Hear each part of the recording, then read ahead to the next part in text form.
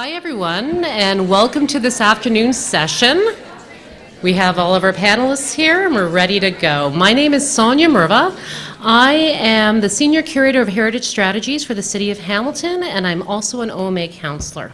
You've probably seen me up here, I think, a little too much for this conference. I'd like to introduce our speakers, our presenters this afternoon. We first have Cheryl Blackman, and she is the Director of Museum and Heritage Services with the City of Toronto, where she is responsible for the 10 city-owned operated historical museums, the city collection of historical objects, archaeological specimens, movable fine art, and an extensive portfolio of heritage buildings.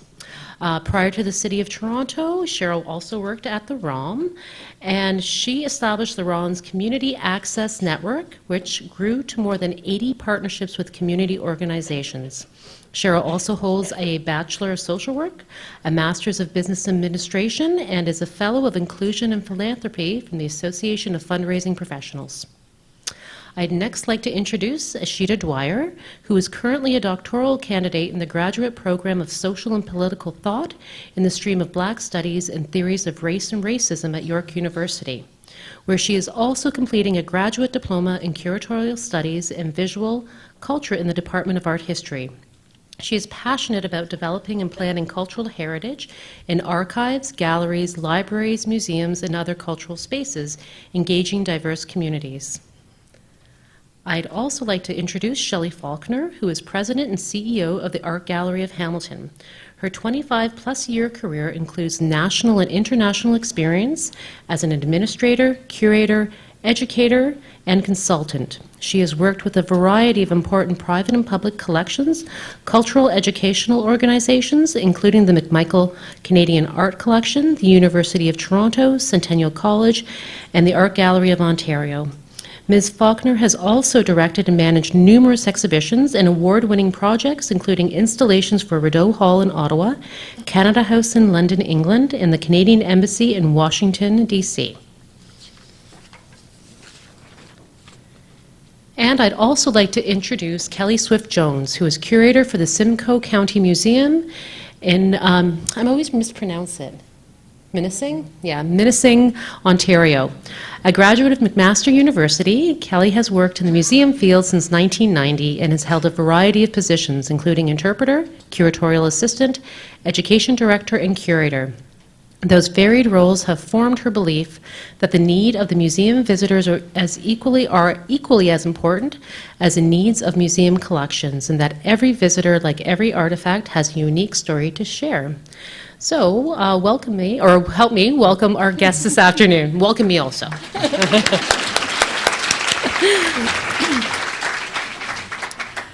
Thank you so much, Sonia. And sorry, hold on. Can you hear me okay? Perfect. Thank you so much, Sonia, and good afternoon, OMA delegates. So I went to the karaoke last night. Bohemian Rhapsody took my voice away.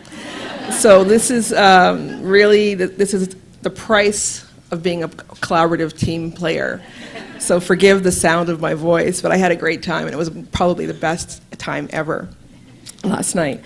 So we should also acknowledge Natasha Henry, the president of the Ontario Black History Society, who couldn't be with us today, who was part of the group that headed down to Jackson, Mississippi this past August the 7th through the 10th. And I should really just share with you what a privilege it was for me to receive the opportunity to join colleagues from Ontario on the first ever delegation traveling to the Association of African American Museums conference. We were Team Canada, literally, and we were so warmly received, and to be among these esteemed colleagues was quite important to us. And we should also acknowledge Marie Lalonde and the OMA for the awesome work that has been done to establish this partnership. A year ago, when Dr. Deborah Mack was here from the National Museum of African American History and Culture, I never dreamed that we would be on the brink of forging such an important partnership. Dr. Mack and her team, they really see Ontario and the Ontario Museums Association as leading the charge in Canada for inclusive and diverse work. So when they reached out and offered us 5 scholarships to attend their conference, we were quite excited and really thrilled to be able to take part. So I think also the other piece we should think about is just how important this relationship is in the bigger picture of museology in North America. Since the folks from the National African American Museum came to Toronto to be part of the OMA conference, their then director, Lonnie Bunch, has now become the first ever African American historian and now the secretary of all the Smithsonian museums. So just building these relationships is an opportunity for us in Ontario and in Canada to really begin to forge new relationships, to develop networks, to broaden our awareness and our knowledge. So certainly these partnerships, these network building opportunities are hugely important. So I should tell you a little bit about the format of our talk. We're going to do and review a series of slides that talk about our experience at the conference, but also talk about some of the things we'd like to contextualize in an Ontario frame. And then we're going to have a bit of a difficult conversation ourselves. And we're hoping to invite you to join us in that conversation, because I think we talk about how hard it is to have difficult conversations. So we really feel we need to model that in the way that we present our talk today. So over the last 2 days, we've been really privileged to have people like Rick Hill talk to us about the important ethical dilemmas that members of racialized communities are facing when they are working in museums. And in particular, myself, as a woman of color, as a black woman who's now a director of 10 heritage sites, museums, I think often about what does it mean to create representation? What does it mean to build identity for people who look like me, who haven't always felt comfortable or welcome in museums? I feel particularly fortunate, having worked at the ROM for 14 years, to understand what it feels like to work with a team that actually is focused on building that change and driving that change. But I also understand from the ROM's history and some of the challenges it's had around Into the Heart of Africa, for example, where people in museum communities do make mistakes, how challenging it is to correct mistakes once they're made.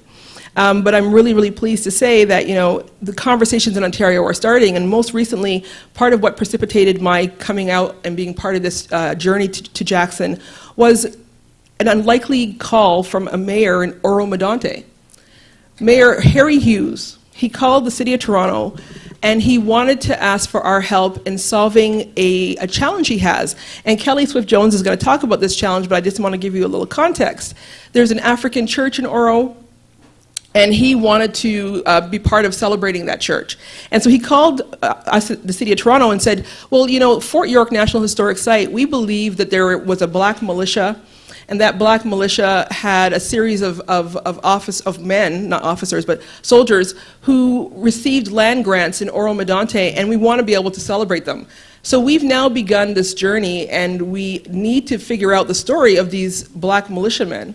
And it's actually not easy. So part of my impetus for going on this trip to Jackson was to try to begin to understand how can we figure out who these people were, because they were likely enslaved people who came through the Underground Railroad from the US to Canada to be part of fighting in the 1812 war. But we need to do some work, and we also need to tell these stories, because I had never heard of a black militia who had land grants in Oro Medonte. So this really has become a journey of trying to figure out a story that is so important to me as a person of color, but should be important to all of us, because it tells a story about inclusion that we don't have any understanding of right now at all. And I just realized I haven't been advancing the slides. So feel free to tell me when I haven't done something, because like I said, I have a Bohemian Rhapsody hangover. So this actually is the cover of the program from the conference, which was themed Roots of Revolution.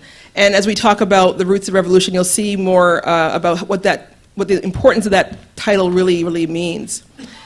So the additional significance of going to this conference is that this year marks the 400th anniversary of the transatlantic slave trade into this part of the hemisphere, into the Western Hemisphere. And so the City of Toronto actually acknowledged for the first time ever that this journey was important, this journey has happened, and that we should be celebrating all the progress that has been made. And in fact, it's really interesting because we've been talking about museums mattering. And acknowledging the fact that museums, archives, libraries, and galleries, historic sites, we have never really been neutral. I know sometimes we are given the direction that we need to be neutral, but we've never really been neutral.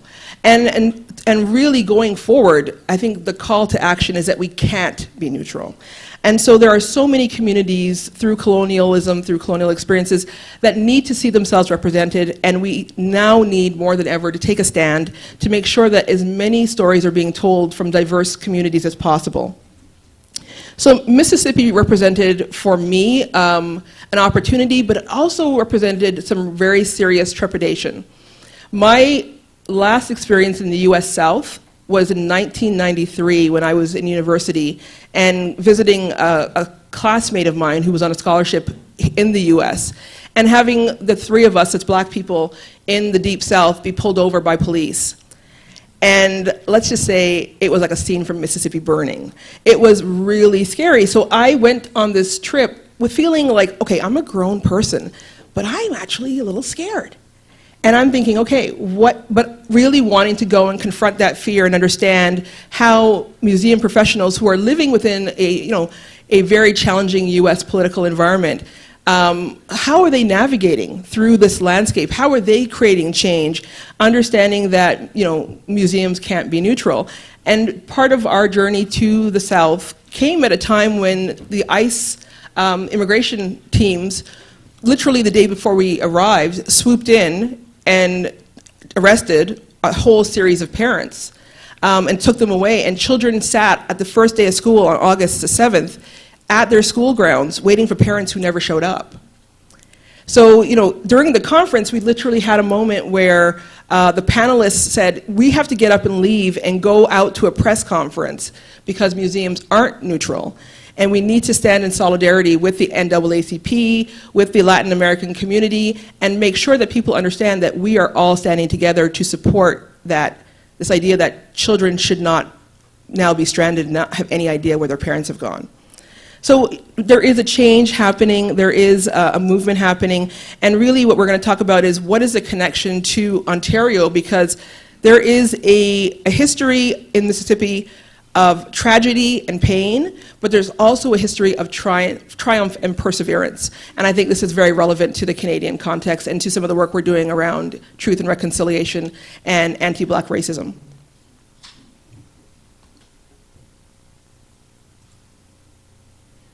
So one of the other benefits of going to this trip were that at a time in Canada where we're also struggling with our own understanding of anti-Black racism and racism, we're becoming increasingly aware that we have a prime minister who's now been dealing with being seen with brown face and black face, and what does that mean when you make a mistake in your past, and how do you move forward, and how do we actually have conversations in Canada about racism, something that is uncomfortable, something that we often feel is a problem that is living to the south of us, but we don't acknowledge as a problem that's really, quite frankly, rooted in our own backyards.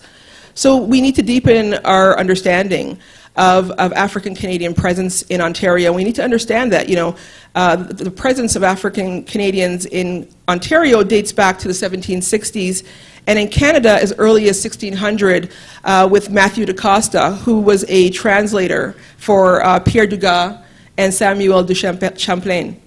And really this idea that the people who came across to Canada who were enslaved, who came across involuntarily, they have made tremendous contributions to the economic, political, and social landscape of Canada. However, this history is often little understood and little interpreted.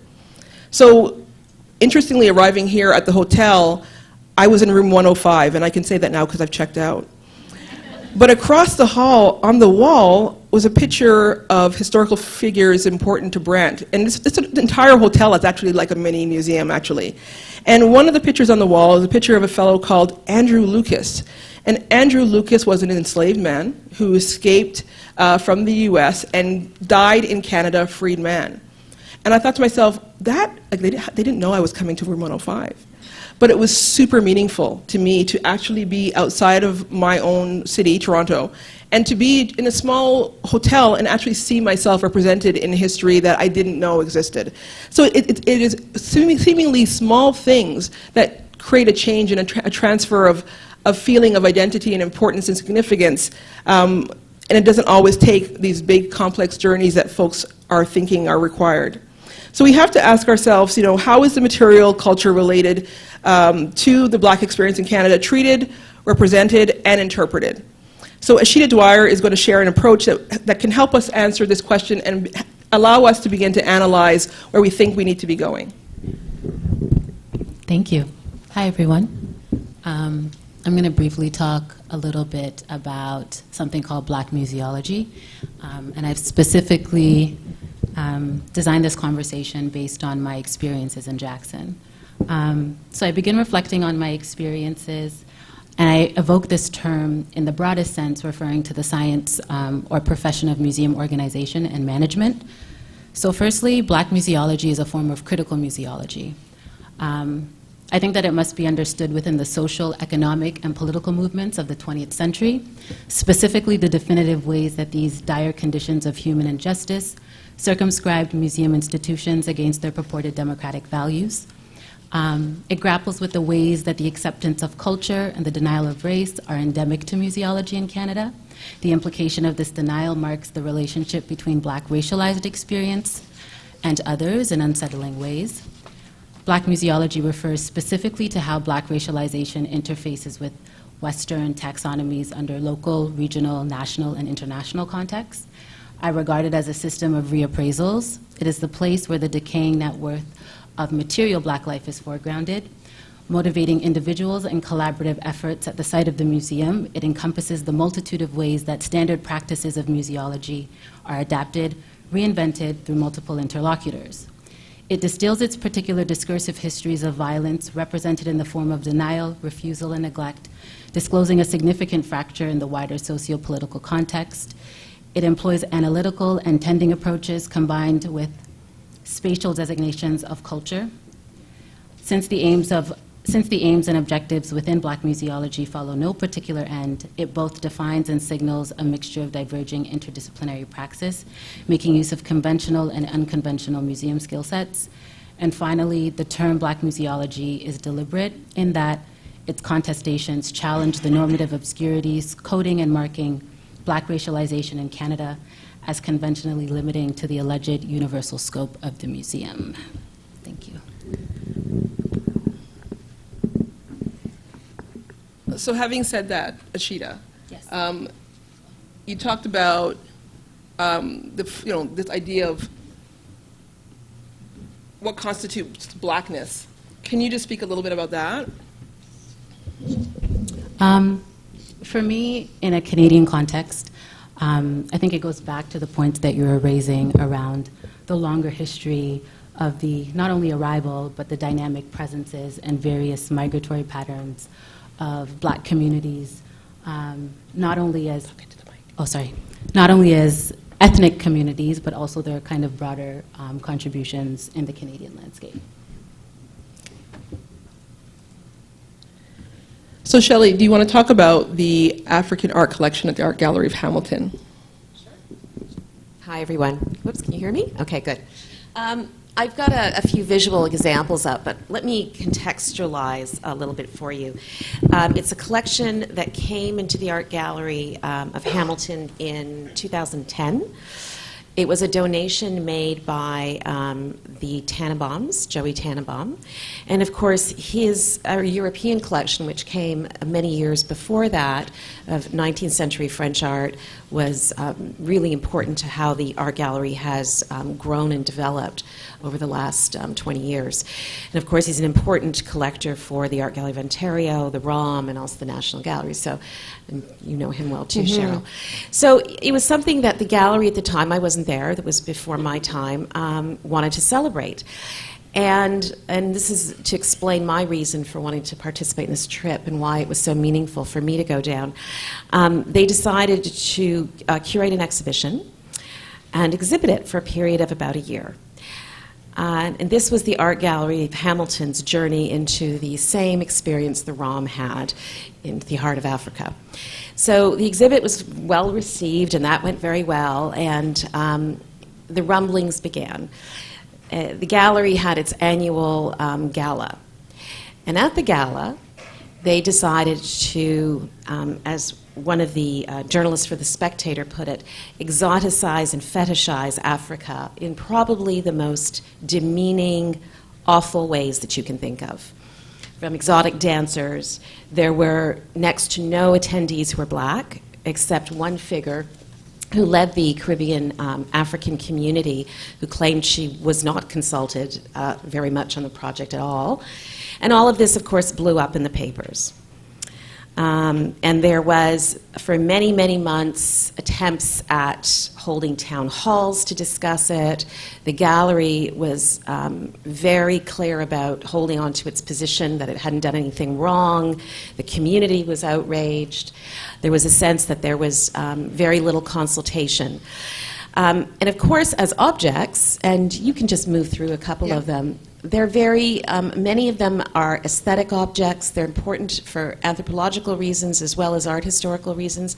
Some of these are very important sculptors. The collection itself is a 19th or late 19th century to mid 20th century collection. And it's actually quite typical of many of the African collections. We don't have many in Canada. There's a major exhibition that's going to happen within the next few years, led by UBC, and we're partnering with them as well on this project. So the reason I bring all this up and I show you images is that, of course, the moment that happened and we had that experience, which is now it'll be almost 9 years ago, 10 years ago, the collection went back into the vaults and no one has wanted to touch it since. I find it really interesting, too, because we are working at bringing out our permanent collection more and more. And when I sit and work with the curators, everyone is really comfortable now at bringing out some Indigenous works, or some of the Inuit works we've been bringing in. No one will touch that collection in my gallery at the moment. No one will go near it. Mm-hmm. The curators are petrified. The community, anyone I go to speak to in the community is either upset or nervous about anything to do with that collection. So we were really thrilled when Anthony Shelton from UBC approached me about this idea. He says it's never been done, and he's sort of an outsider. He's from the UK, and he said, it's very odd. There are these African collections sitting in Canada, but no one has ever put them together to take a look. So he has done, he spent about a year traveling across the country, looking at the AGO, ourselves, the ROM, Redpath, Canadian Museum of Civilization, their own collection. They have a substantial collection.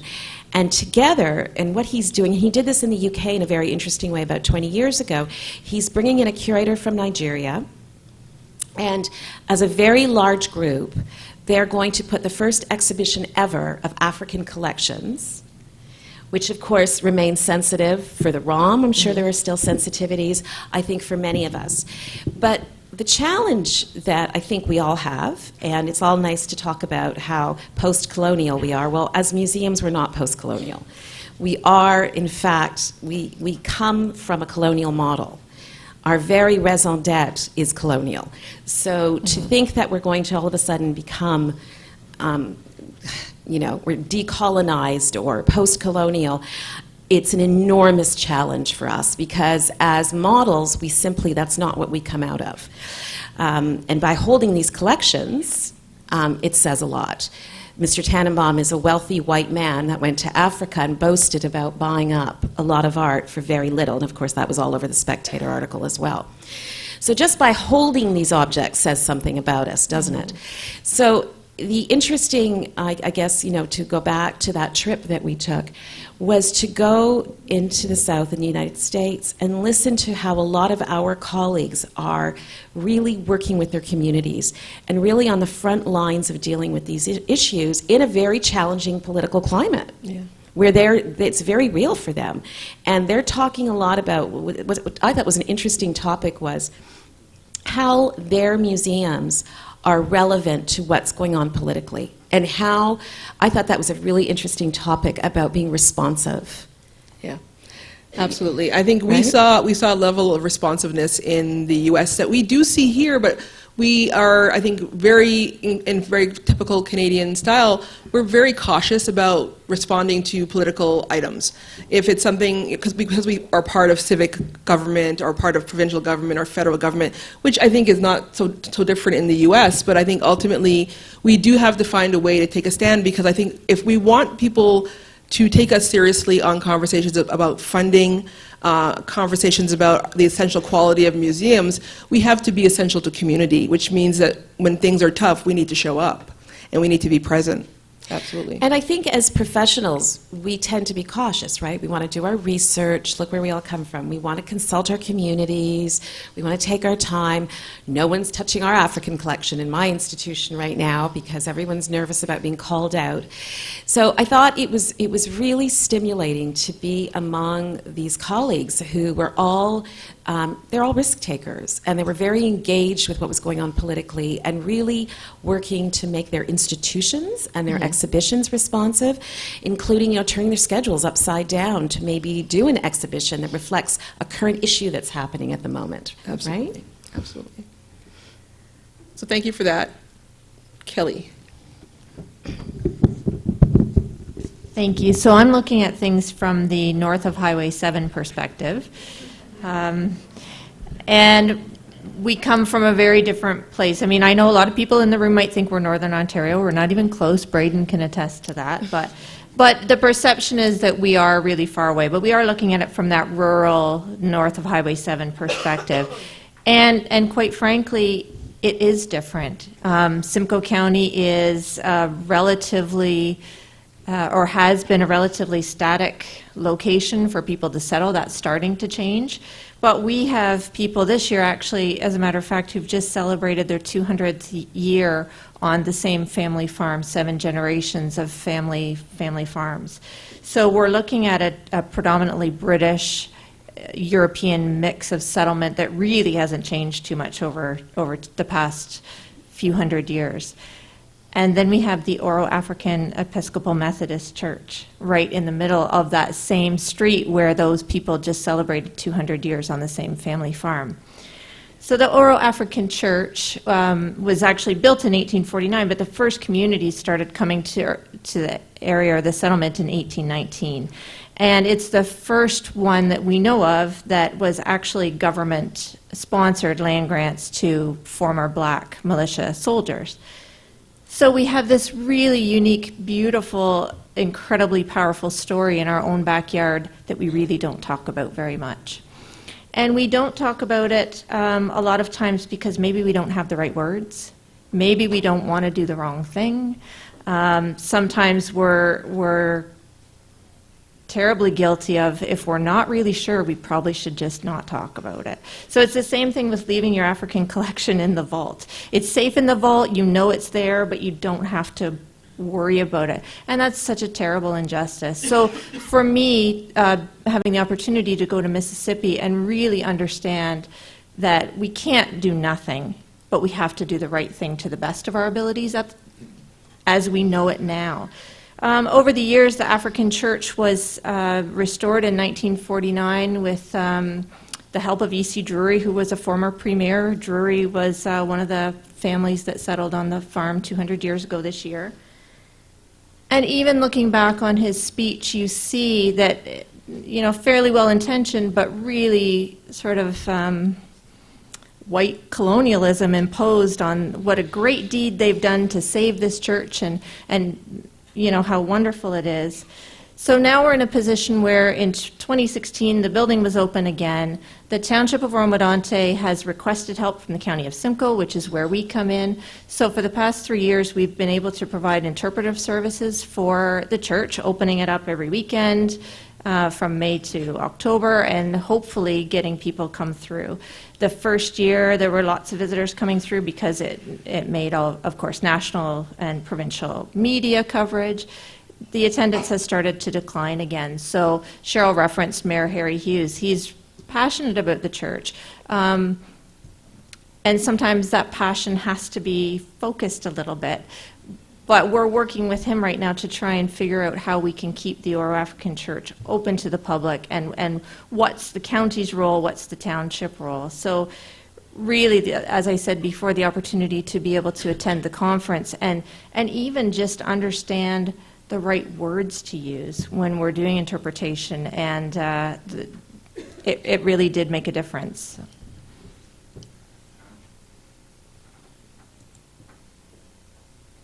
So I think one of the things we wanted to do was begin to have our own difficult conversation, because I think, we didn't know each other at all going into this conference opportunity. We probably had encounters and we've seen each other in different meetings, but we didn't have a kind of an intimate connection with one another. But I felt after this very short experience that we suddenly had transcended and gone to a new place of understanding and connection. So one of the things that I'm encouraging my team in Toronto to do is always start with why. Ask the question why it's important to do anything that we're doing. And so in Simon Sinek's kind of way of thinking, I heard people talk about why they wanted to go, but Ashita, I wanted to hear a bit more from you as an emerging professional, as a PhD candidate. Why did you want to go to Jackson, Mississippi?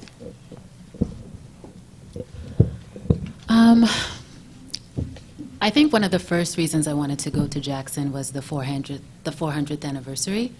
I really wanted to get a sense of how.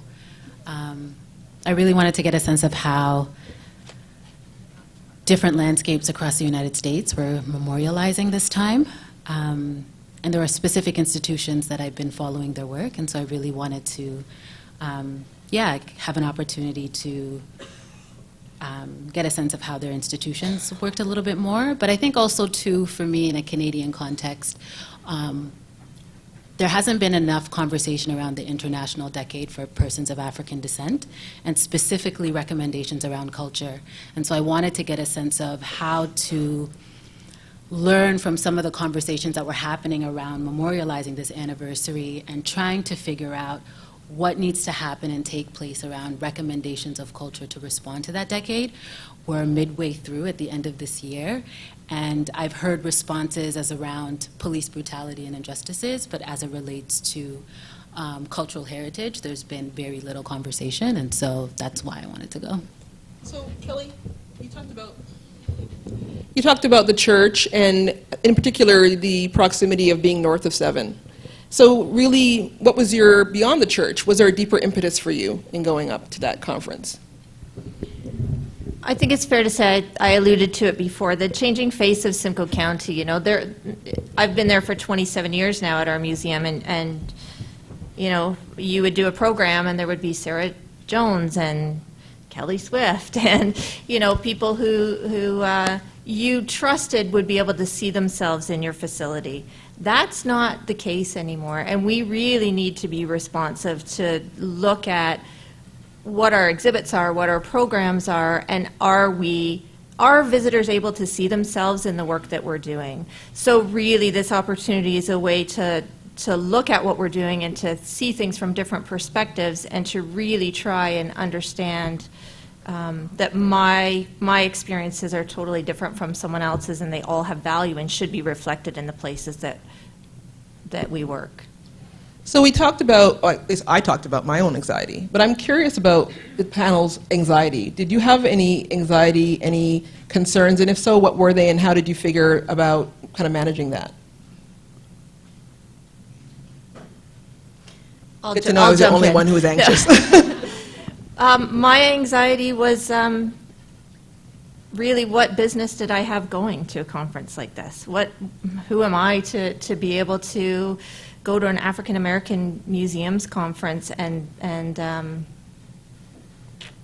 was I an imposter? Did I even belong there? And I have to say, the welcome there was the best welcome that I've probably ever had. It was absolutely amazing. Nobody looked at me like I didn't belong. Nobody looked at me that like I shouldn't be there. And everyone was willing to share and added so much value to the experience. But that was a real fear. What business do I have even being part of this? Shelley? I guess to answer, both your questions, I would, concur with my colleagues here, all the reasons that you gave. But I'd say, too, that I wanted to, I don't think we talk enough here in Canada about the challenges of exhibiting Canadian African, Canadian Caribbean experiences. We've talked a lot about Indigenous for the last few years, that this is not something we talk about very much.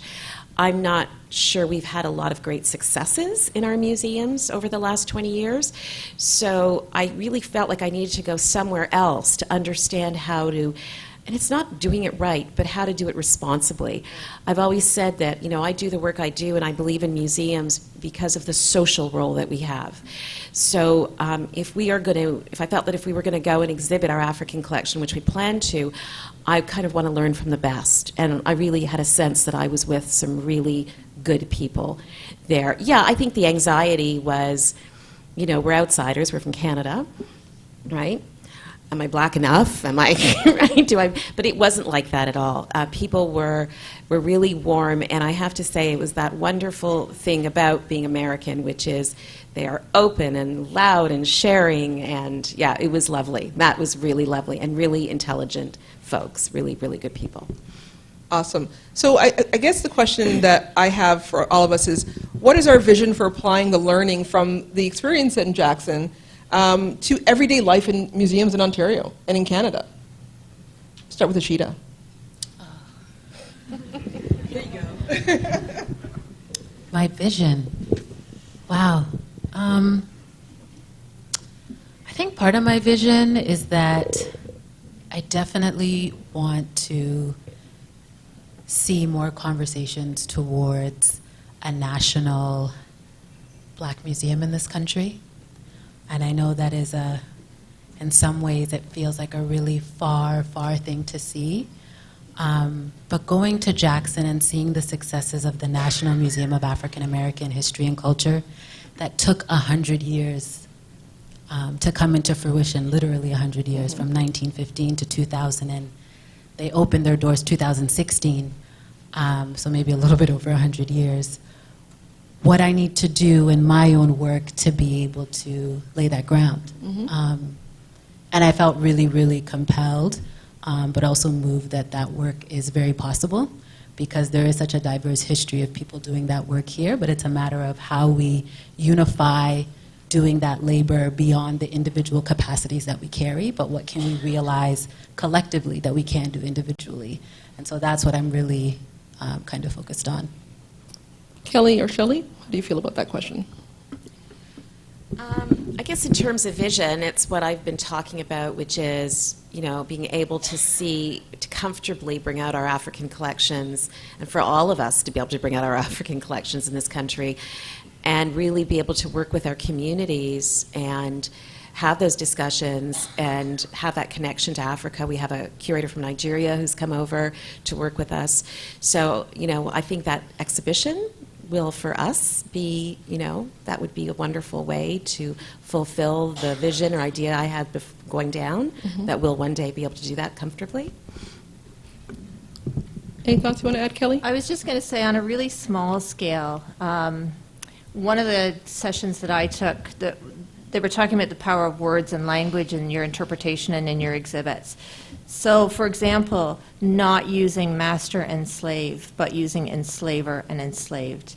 Well, that was new to me. I had not heard that before. But putting weight on those words and how those words change the context and change the power and change so much. So really, on a small scale, just looking at every word in your interpretation and your exhibits going forward to really be thoughtful about what the impact is of your language. And certainly for me at the City of Toronto Museums, I'm really interested in telling the hidden stories.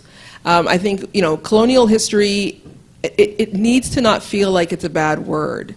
I think it needs to be really acknowledged that colonial history is all of our history. For the good, the bad, or the indifferent, it's all of our history. And so it's not something that we need to walk around feeling shame about. I think it's about acknowledging that history. It's about understanding that that is what happened. It is, there are truths that need to be told. But it's also about how we are going to work together to create a world where everybody feels that their presence is a gift and it's valued. So I'm really excited about the prospect in the 21st century in museums to tell everybody's story. And I know we say to ourselves, well, how in the world are we going to do that? We don't have any money. We don't have this. We don't have that. But I think, technology is our friend. We have all these awesome young emerging professionals who are growing up in a world where they understand technology in the ways that that technology can help us solve challenges. We do need to think about, being comfortable with this idea of taking our spaces and sharing them with community who has not necessarily felt welcome in our spaces. So, for myself with historic houses, what's the reason why I can't have somebody who's from the community of diverse peoples, people of color, come in and be part of an exhibition building experience where we actually retell the story of an interior, but through a different colonial lens? Because each one of us has a different experience. And I mean, over at the City of Toronto Museums, Todd Morton Mills, a series of heritage homes. And I'll never forget the day that I walked into Todd Morton Mills with Ulana Balak, who's the museum curator there and museum administrator there. And we both inhaled at the same time. And we smelled a smell that is so customary in heritage homes. But each of us instantly touched in our memory a different experience. She started thinking about her baba from the Ukraine, and I started thinking about my great-great-grandmother living in a chattel house in Barbados. And in that moment, we made a connection, an instant connection on a very different journey, but in a unifying way that made that same house mean something to each of us differently, but it was both warm and welcoming, and it made me feel included. So I think that's really the journey that we're on. So we talked a little bit about healing being the outcome earlier in one of our presentations with Museum Detox. And if healing is an outcome, how can we take responsibility in our respective roles for steps of reconciliation? Because I think those steps are applicable whether we're talking with Indigenous communities or diverse communities of people of color. What are your thoughts on that?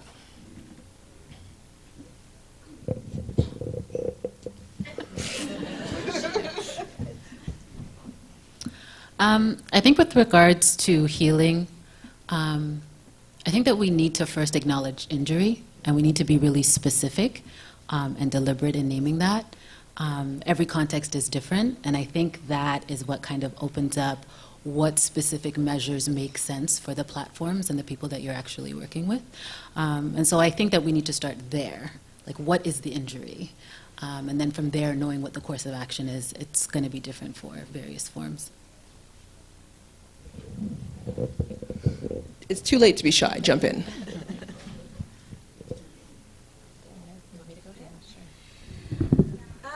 Healing. Well, I would agree with Ashita. I think we have to be a bit more honest about what we are as constructs, as museums.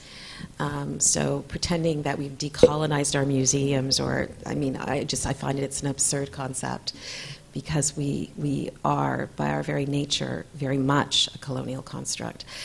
But I think we have to acknowledge, and we all know that we work in a very different kind of world now, whether you want to call it, globalism, pluralism, post-Black museology, whatever term you'd like to use. So I think we have to be lighter on our feet, more responsive, and we have to figure out how to work with our communities and stop just replicating, be a little bit more daring in terms of who we bring in to work in our museums. That would be a good start, right? Maybe start opening up to communities we don't normally work with, right? And taking more risk. I think some more risk-taking would be a good thing for all of us. So the question of risk, Kelly, how do you feel like that's possible in a small northern or north of 7 museum? I think I might have to get back to you on that one. I don't know how that's going to be possible, but I know we need to try. That's awesome. So I think that's a really great place to leave it then. So in conclusion, I think what we are really clear about is that, the kinds of networks that are possible when we work with groups like the National Museum of African American History and the American Association of African American Museums, which I said that totally wrong, but forgive me. When we work together with other museums, communities, I think the point of it is there is so much that we can do to problem solve together. Coming out of that experience, I now have a new network of people that I can call on to problem solve challenges here in the records in Ontario that I never ever dreamed I would have available to me, and it doesn't cost me anything but time. We really should be looking at this idea of inaugurating a regional museum working group where we talk about Black museology, Indigenous museology, all the different forms of museology that are out there that are not necessarily new, but that inform our practice. It is super important that we are centralizing and collaborating and bringing our resources together so that we can develop an amplification of our voice, engage and support professionals who are working across all of these themes. And most importantly, we need to develop strategies and goals that go beyond the immediate capacities and scopes of what we feel is comfortable. Ultimately, we have to understand that this work is not comfortable, even for the people who are diverse people in the work. But it's so completely necessary. And I can't tell you what it means to me when somebody comes to me, not only from a diverse community, but from a non-diverse community, and says to me, you know what, that story that you're telling, it really changed the way that I see the world. It changed my perspective. And that's really, I think, the journey that we're on right now, is to help heal the world, because we clearly live in a world that has a lot of fractures and will benefit from us figuring out how to overcome our own discomfort as we solve the problems that will take us into the future. So we thank you for your attention.